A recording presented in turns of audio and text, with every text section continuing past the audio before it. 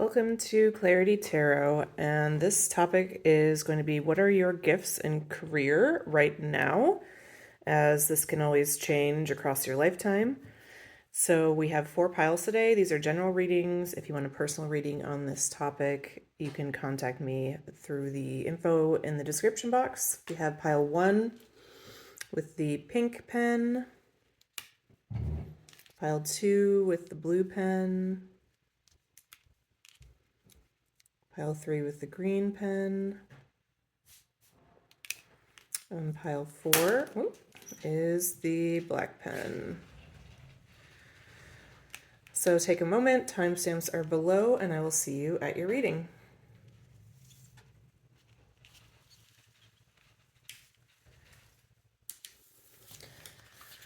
Okay, hello pile 1. If you chose the pink pen, this will be your reading. So let's see what cards you have.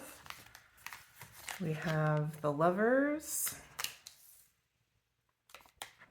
the Fool. These are going to be your advice cards, so I'm going to put these to the side just for the moment. From my homemade career deck, we have Entry Level,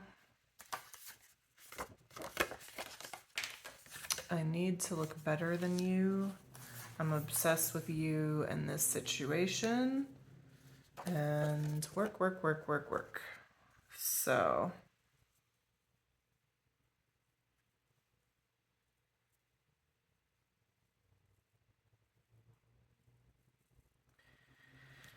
your gifts in career, one thing that's coming through right away really strongly is that you come through with an intensity and a work ethic that's really unmatched. You come into any situation with the attitude, I have to prove myself. So this doesn't mean that like you have entry-level skills.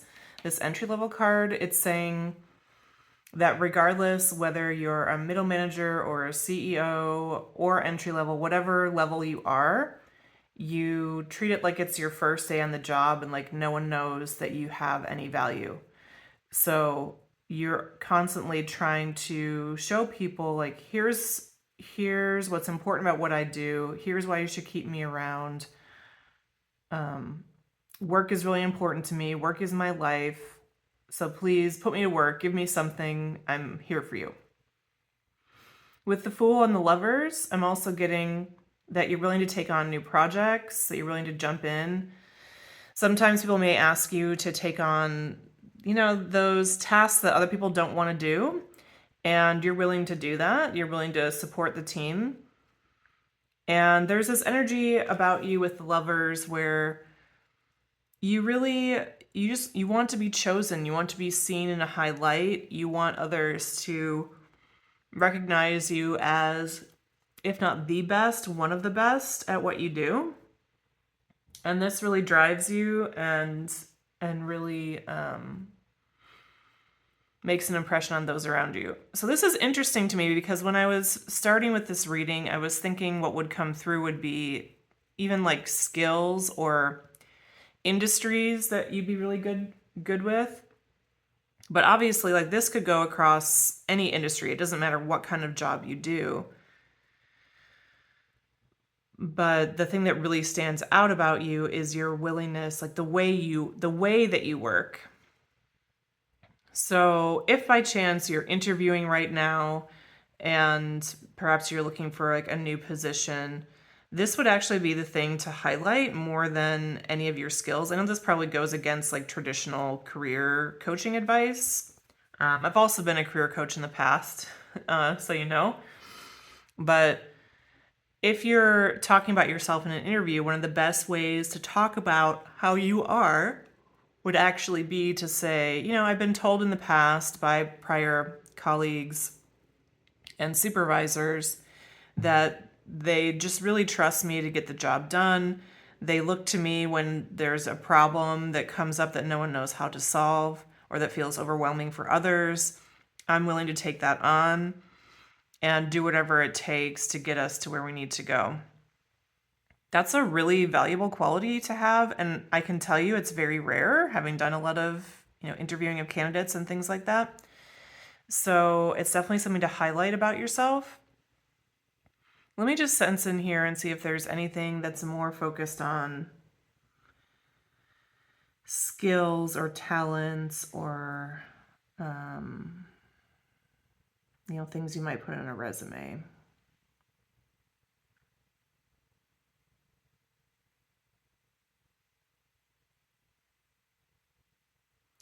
So this is actually reminding me of a friend of mine who I talked with recently that wanted a little support as they're going through a job search. And they wanted to talk with me about like, what are my transferable skills actually from this job? Because their prior job wasn't super well defined. They did a lot of different things. And what I encouraged them to do was to look up the job description for like a nonprofit executive director or a program manager, a nonprofit program manager, and to look at, I actually used ChatGPT for this. I put in, what are the essential skills for a nonprofit program manager or executive director? And what came out was a list of 10 different things, which essentially are leadership qualities. It's things like communication to stakeholders,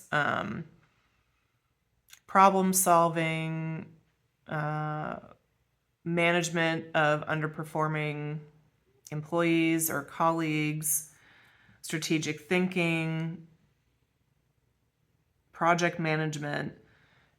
So since that's coming up in your reading, I might suggest something similar for you, Pile 1, even if that doesn't apply that particular job title. If you have a sense of when you think about, at least even to you in your own mind, like what does it feel like, this work that I'm doing? What would be maybe a job title that seems similar to me? Just look that up on the internet or use ChatGPT to see what are some of like what's a compilation of the skills that are expected in that kind of role. And I think you'll see that you have those. And so if you are looking for more concrete skills to talk about, those could be supportive for you. So it's really interesting that that's coming through in your reading. So you really must be in a situation where you're thinking, it's time to make a change, but what do I really have to offer and how do I update my resume and all those kinds of things. So, yeah, I think that's your reading, Pile 1. Let's see what your advice is. We have justice. Weigh out all possibilities before making any decisions. To truly clear the air, hear all sides before resolving an argument. Compromise isn't always about being right. Look for the fairest solution in any current problem. Consider the long-term results of any resolutions or contracts before signing anything. And then we also have the Wheel of Fortune. Opportunity is knocking, answer the door. How far are you willing to stretch for what you desire? Comfort zones aren't the ideal spot right now. Are you up and ready? This wheel turns continually. Sometimes you're up, sometimes you're down. Be ready to grab your chance at success. Okay, thank you, Pile 1. One thing I didn't mention that came through my mind earlier in your reading is I noticed that this pen was turned so you can see the brand, which is intensity. And that's another word that I didn't use earlier when I was describing your work style, but is really a strength to build on. Like you're just kind of you're very tenacious when you set your mind to something, and you set your mind to a lot of things. And you just go for it right away. So thank you, Pile 1. I hope it resonated. Leave me a like, comment, or subscribe. I'd love to hear if it did or even if it didn't. And I will see you next time.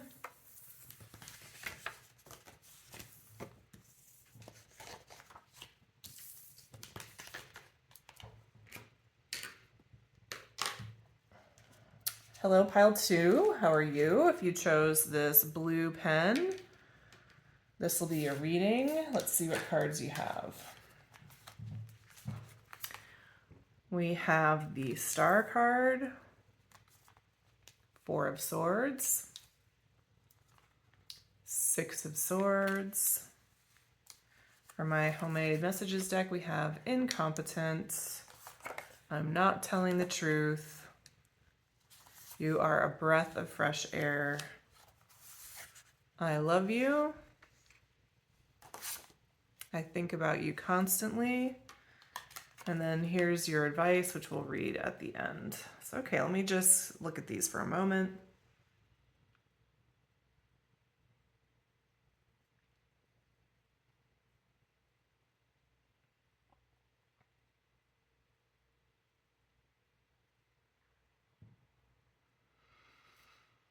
Okay, so this might be my therapist or healer or light worker pile. So, in whatever way you work with people, the people that are drawn to you are ones who are kind of in this like incompetent, I'm not telling the truth energy.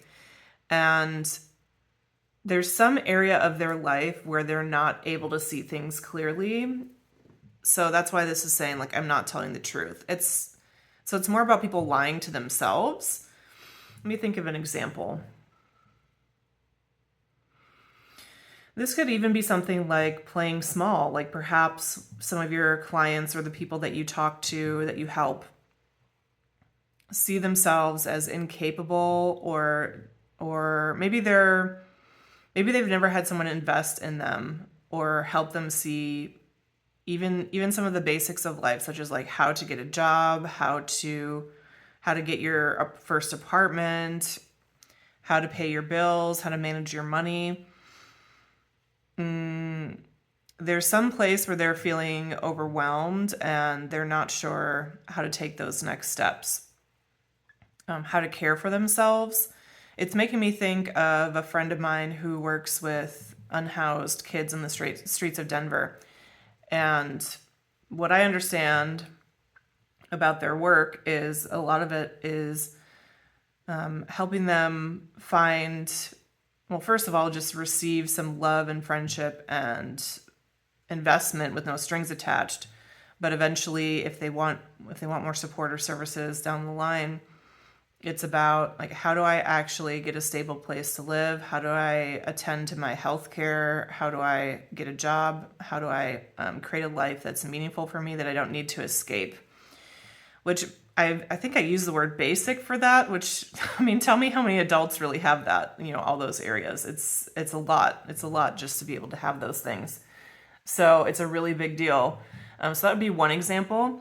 Another example that's coming to mind is, let's say that you're a people helper, whether you're a psychotherapist or a light worker or whatever, a coach, and someone comes in and is having the same relationship problem over and over and over. Maybe they're overgiving in their relationships, and they're just not understanding why they're going wrong the same way over and over. And you're able to illuminate for them like the pattern of why this keeps happening.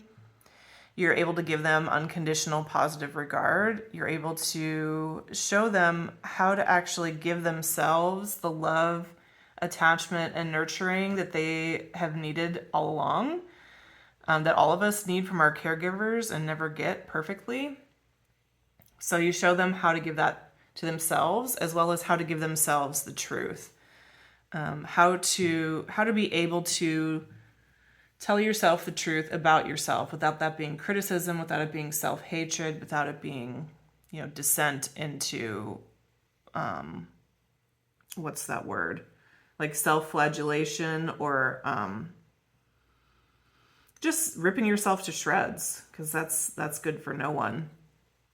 And because of this, it's like to sum it up, like you teach people how to love themselves, whether it's how to create some stability for themselves in their lives, how to open their own emotions to themselves, and how to give themselves self-acceptance. And because of this, and because of the unconditional positive regard and love that you shower onto these people, they just absolutely adore you. I mean, I think about you constantly. You're such a breath of fresh air. I love you. The star card here is really a card of healing and hope. And you see here how like there's this light coming out of this woman's heart chakra. And I think that's what people experience from you. So your gifts are that you give people their lives back. It's really big. It's a very profound impact that you have.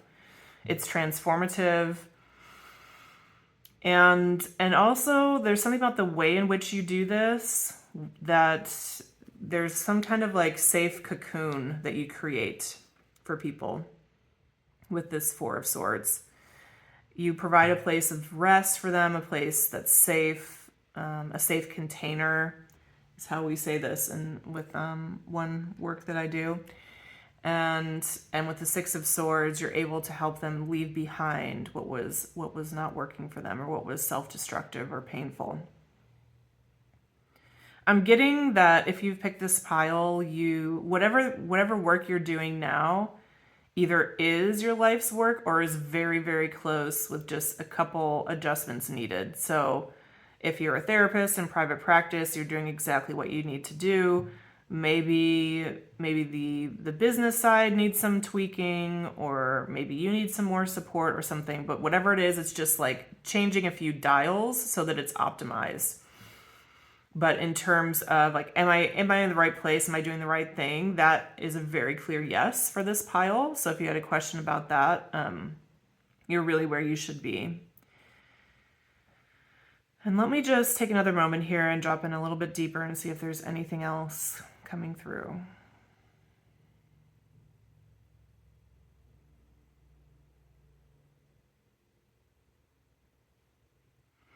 What makes this so profound, this work that you do, pile 2, is that you've done this for yourself, and maybe you didn't have as much help as you needed to be able to learn how to love and accept yourself exactly how you are.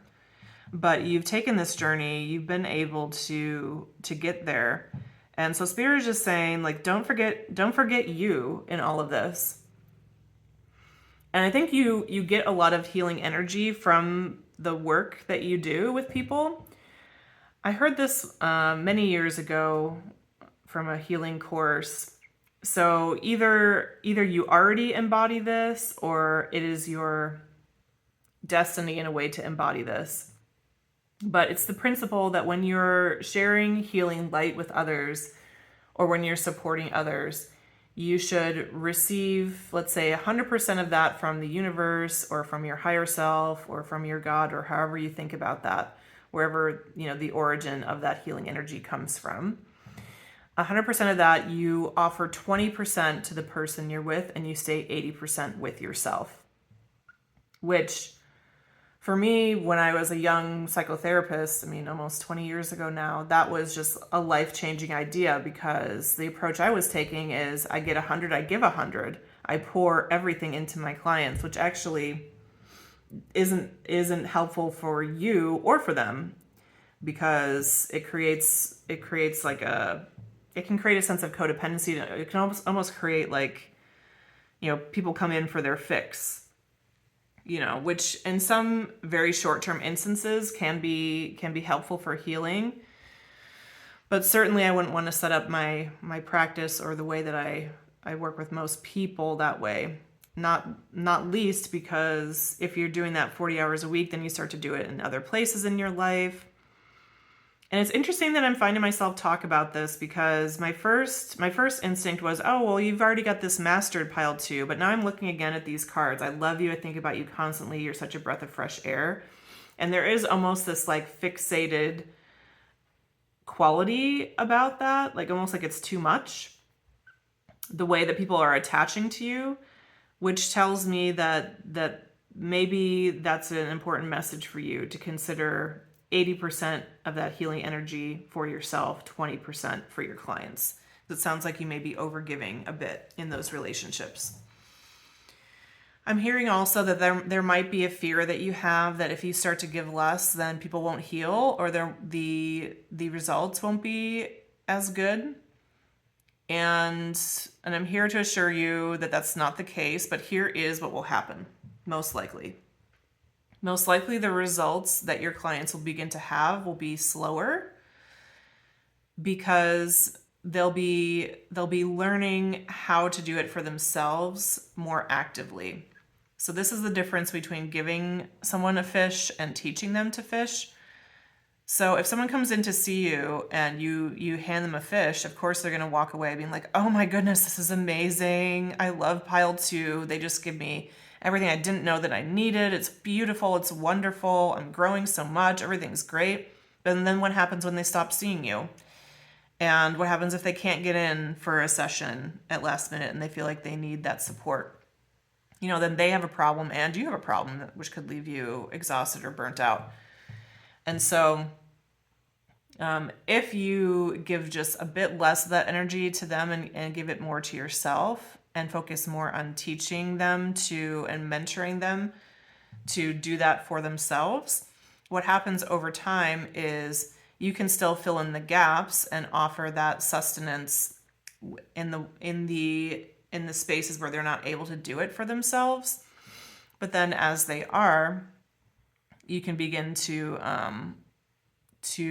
step back and encourage and support them until they're fully self-sufficient, which truly is the goal of any healer in my mind. Like if always used to say when I was back in my therapist days, if I have someone that's coming to me for therapy for 6 years or 8 years, then in a way I haven't done my job.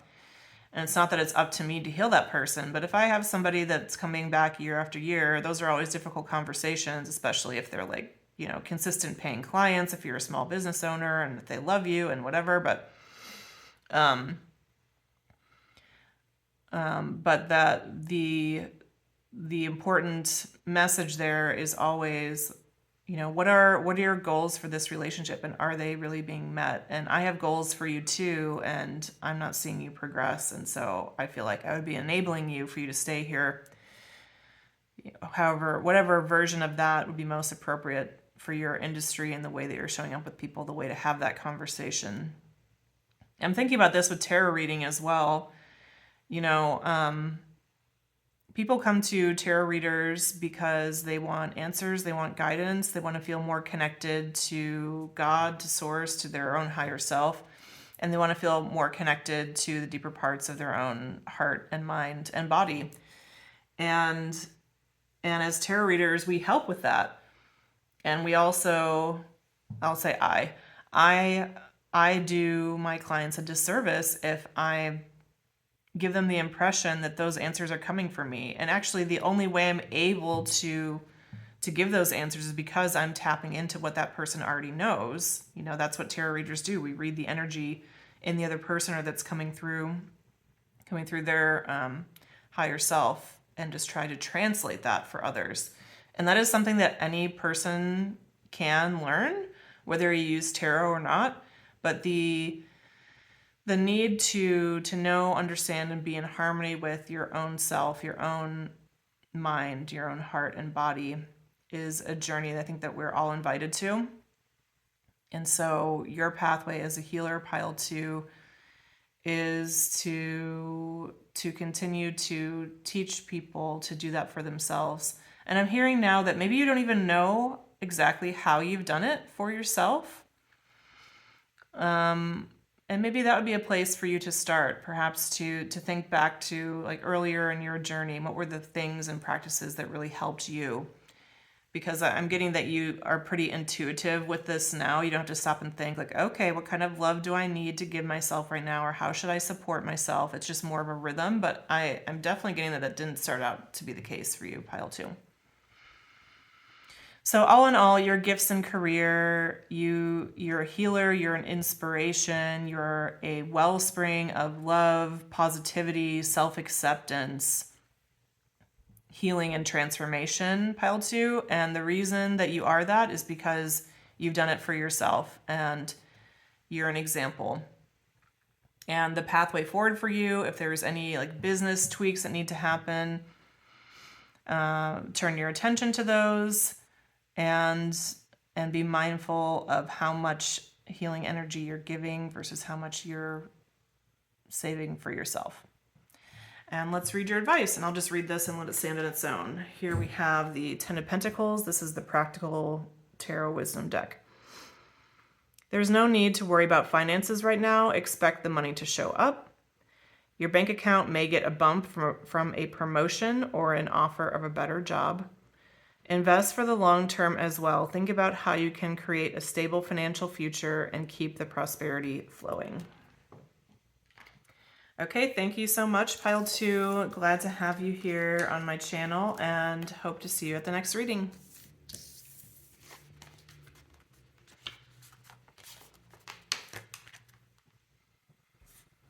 Hi, Pile 3. How are you? If you picked this green pen, this is going to be your reading. Let's see what cards you have.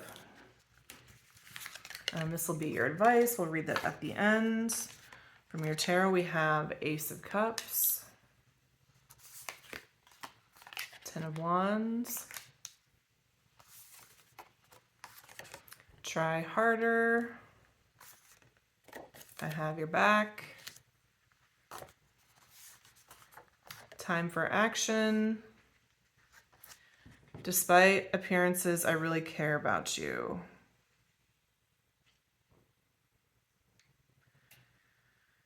Okay, your gifts and career, type 3. Maybe we have some Enneagram people here. Pile 3. You get down to it. You would be a kind of person that would say love is a verb. It's about what you put into the world, not just the words you use. So you want to show through action and through your effort that love matters, that healing is possible.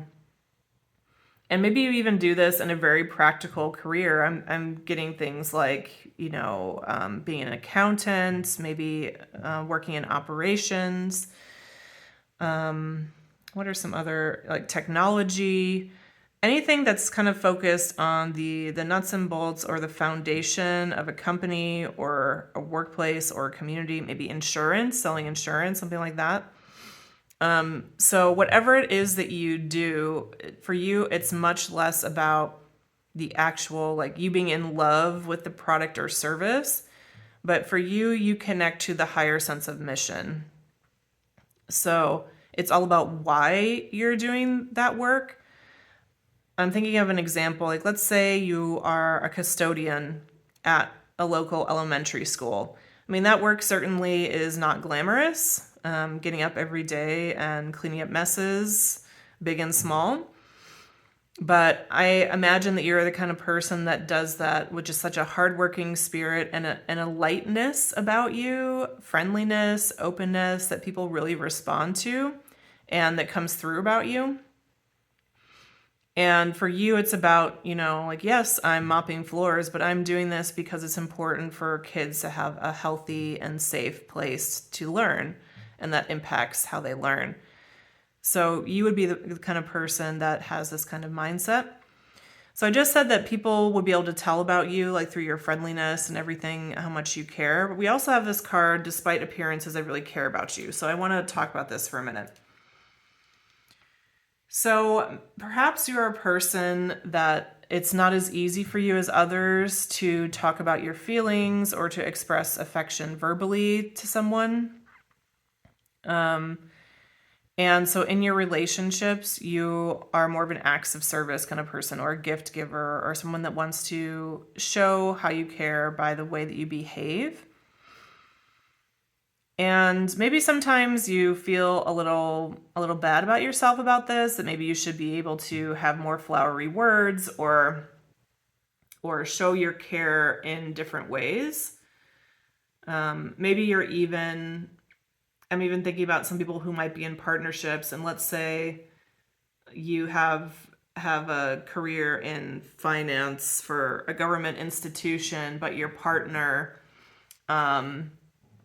is out like saving the world one lost soul at a time in some kind of way. That also might be kind of an example here where sometimes you don't see how do I say this? And it's interesting. I'm struggling with my words a little bit in this pile. I just think words are not your jam, pile 3. I think you're more of a vibes person and actions, like you show how you care that way.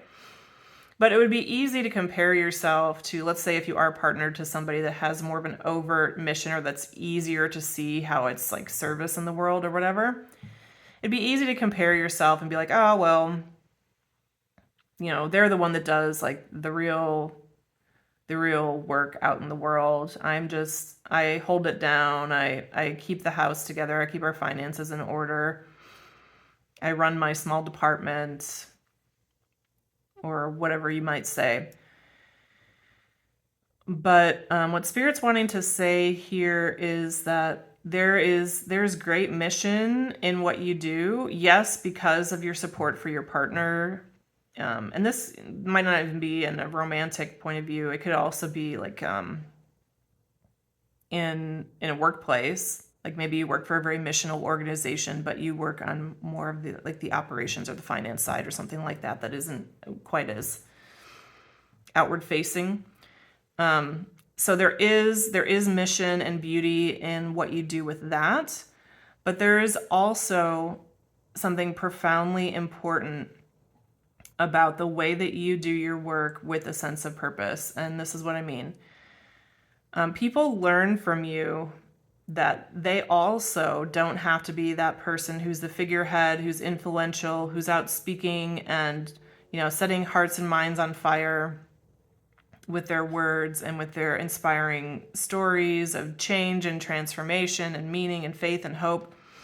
That's an important role in the world. That is not your role, but you are also inspiring because you show people that there are many ways to make a difference, that all of them belong, that you can truly be who you are and be secure in that and trust that what you're doing also is essential.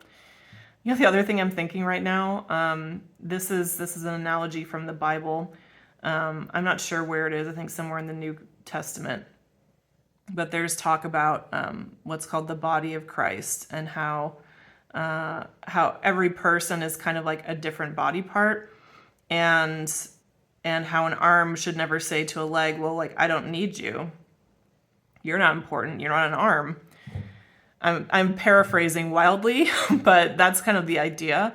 And this is something that, like, in your best moments, you really get this, pile 3. You get that there is no influential front man, front woman, front spokesperson without the person behind the curtain or the one who's holding it down and keeping the wheels on the bus and making sure just everything is in order operationally or logistically. You truly understand that, and you don't see what you do as anything lesser in your best moments, and you inspire others in that way. So let me come back again to our question, which is, what are your gifts in career?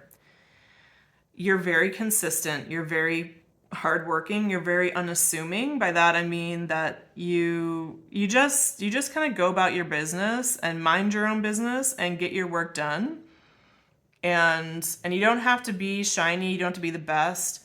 In contrast to pile 1, so pile 1 had a kind of like a similar, like, very competent energy, but for them it was more about wanting to stand out, wanting to build their brand, wanting to be the best. And I think you care about quality, pile 3, but you would much rather be under the radar. You're happy not to be in the spotlight because you know what comes with that and that it doesn't positively impact your life.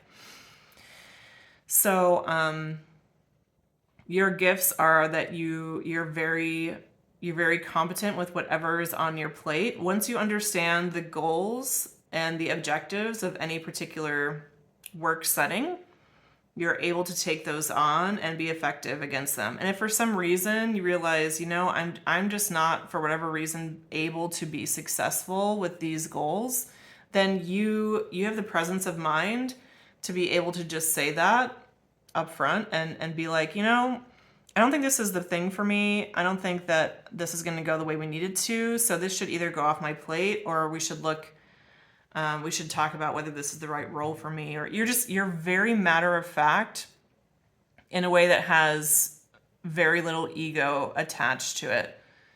And this is a huge strength. If you've ever worked in a company or with a lot of other people, you know just how much of it is tiptoeing around others' egos and making sure that people feel some kind of way. And for you, pile 3, you're really able to just focus on, like, what's the job we're here to do? What's my part? And I'm going to do it with an open heart. And the thing that's so beautiful about this, we have this Ace of Cups card, which is, you can see there, it's about love overflowing. And you really do this. You really do this, and you do it anywhere. And I think that you've learned, pile 3, and have showed others in your life that you can have this energy and be in a very stable, a very consistent, a very like unsexy job. And you're fine with that because you know that that gives you other things that are important for your life. Maybe you need a lot of consistency and stability. Maybe you need some insulation from people, meaning like you would just be probably happier to be focused on tasks than a lot of people facing type of work.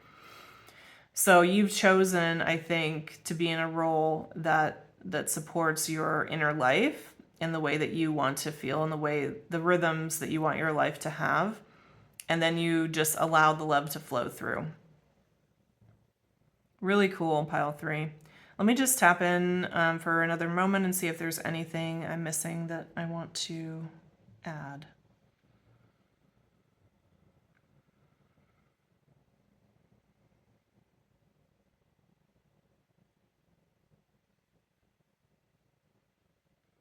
Just another contrast I want to draw. So pile 2 was a very supportive energy, and I think their edge could be that they would sometimes overgive.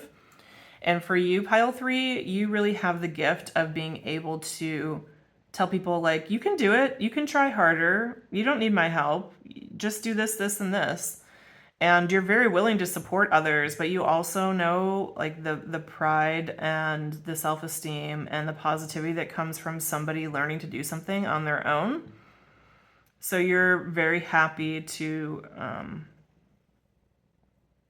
to just show somebody how to develop a skill on their own without your interference. Okay, so that's your reading, pile 3. I'll look at this. I'm going to read your advice now and just let it stand on its own. And we have the Ace of Cups again. And this is the Practical Tarot Wisdom deck. Someone offers you a heartfelt gift. Love spills over, so tell someone how you feel. Emotions may be a bit much for now, but remember that they are all like the water. Don't dam up the feelings of this moment. Just let them flow freely. Okay, pile 3, I hope you enjoyed your reading. Leave me a like, comment, or subscribe if you did. And I will see you next time.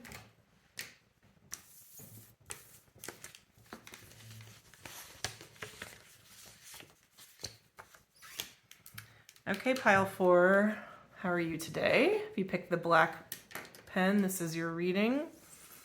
Let's see what cards you have. We've got the King of Swords,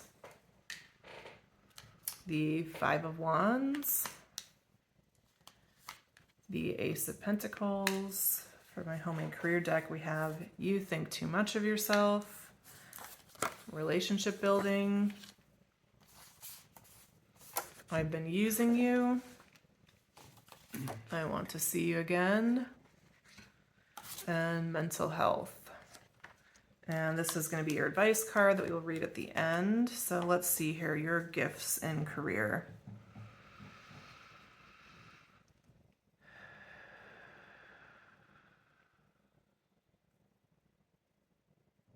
I would say your first gift in career is, with the King of Swords, very strong-minded. So Swords is the air element, it's mental energy, and King is the highest energy of that. So you're a brilliant strategist. You're very sharp-minded. You are some people, I would say, regularly meet you and say that you're the smartest person they've ever met in some kind of way.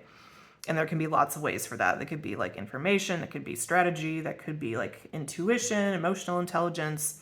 But there's something about you that is truly brilliant. You're also someone that's willing to fight for what you believe in. This definitely makes you stand out, and there's some kind of competitive nature to you. And people pick this up right away. You may find that you have been in lots of situations where people either overtly or covertly compete with you, which may have been kind of either ranging from annoying to outright traumatic at times.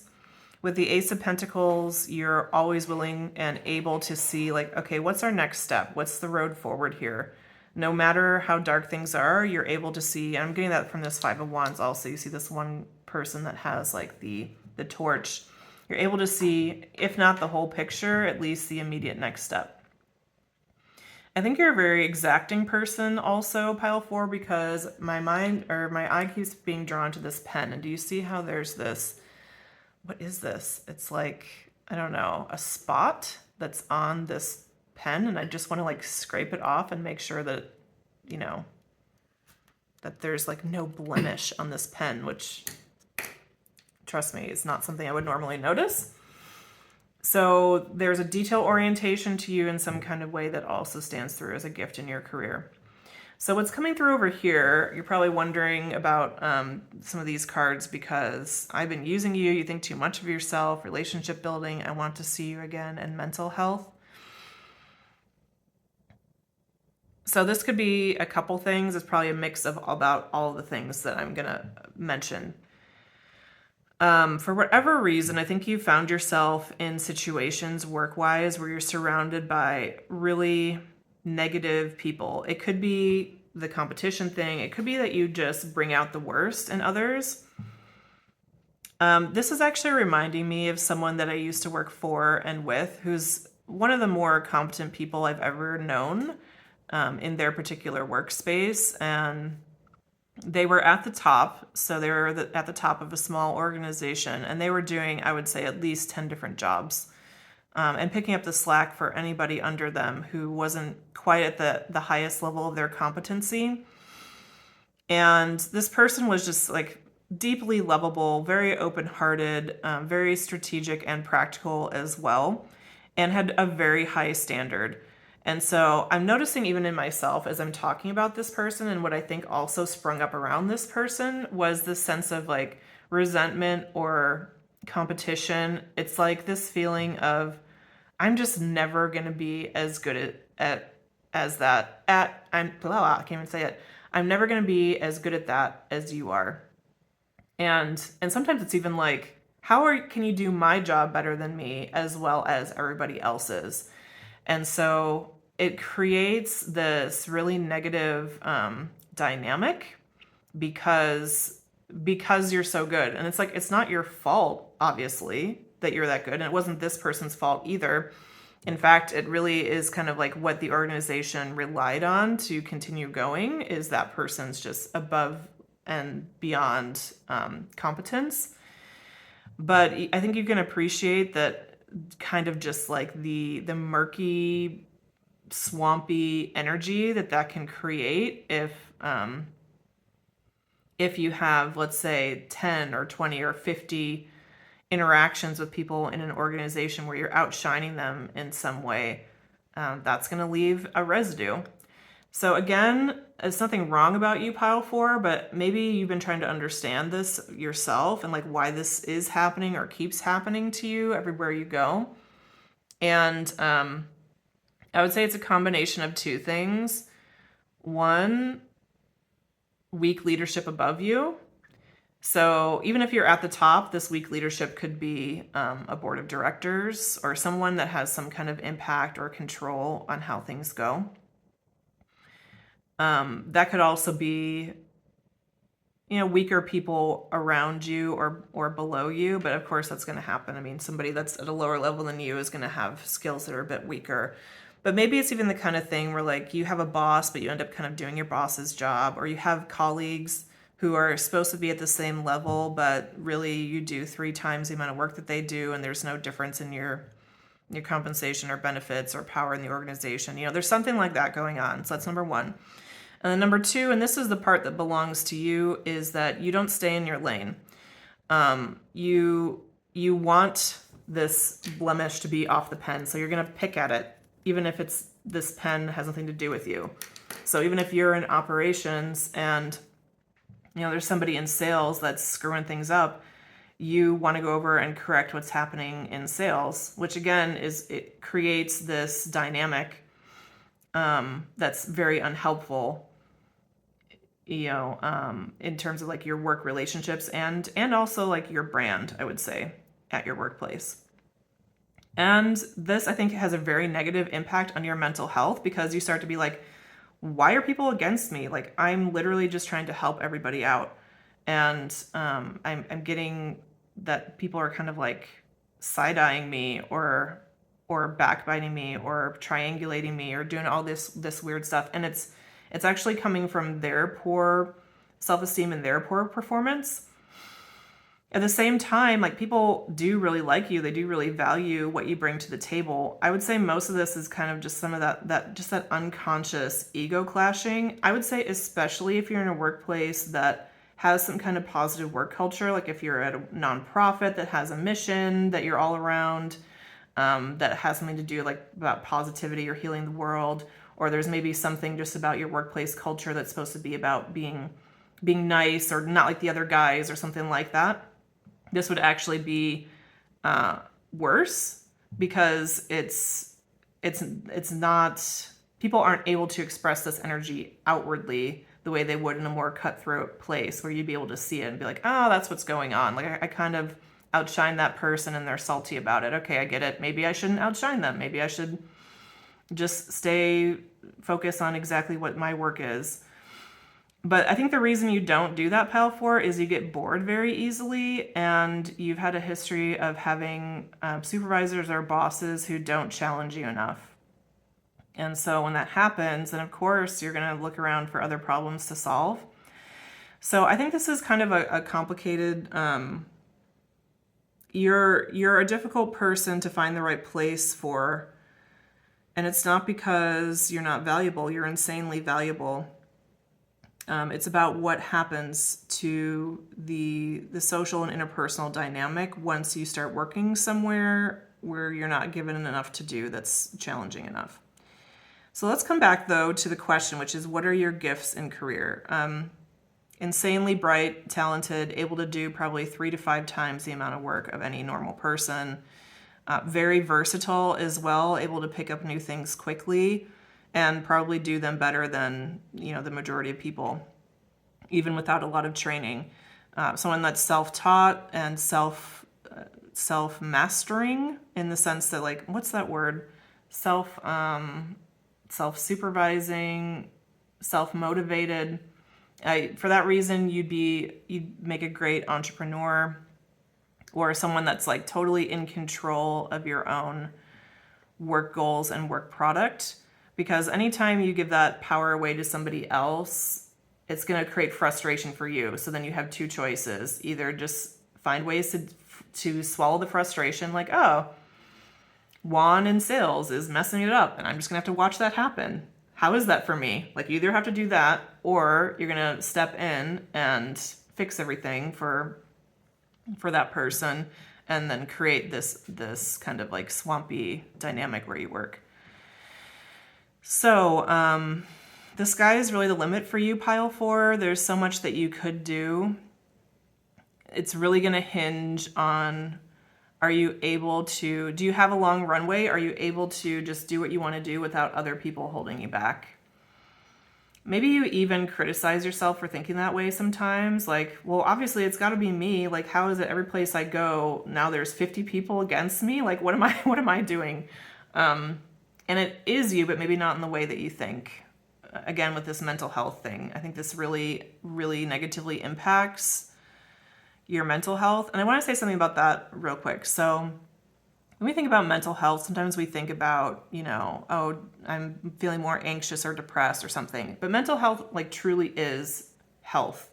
It's going to impact your physicality, your relationships, your spirituality, your emotional balance, certainly. But across the board, it's destabilizing and erodes your foundation. Maybe that's important for you to hear in some way, that it's not just about like, oh, I'm feeling extra anxious right now, I should, do some meditation. No, it's like actually negatively impacting all aspects of your health and needs to be taken seriously. And I kind of lost where I was going. I was going to say something else, but maybe that's a part of the message also, that this element that's brought in by the eroding of the relationships is so negative for you. It's hard to see anything else and see anything clearly. Okay, let me just pause here for a moment and see if there's anything else that wants to come through for your reading.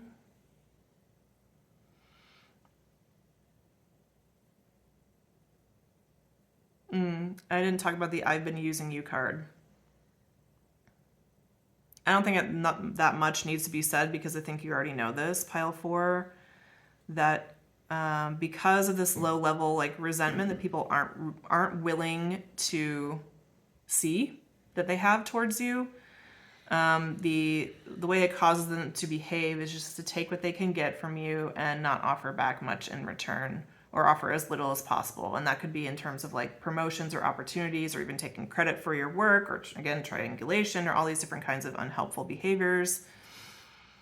And they're not doing it usually in a very explicitly outward way because they don't feel good about it either in the culture, or you're just so nice and obviously not trying to make anybody angry that they feel weird about it, about being outwardly competitive as well.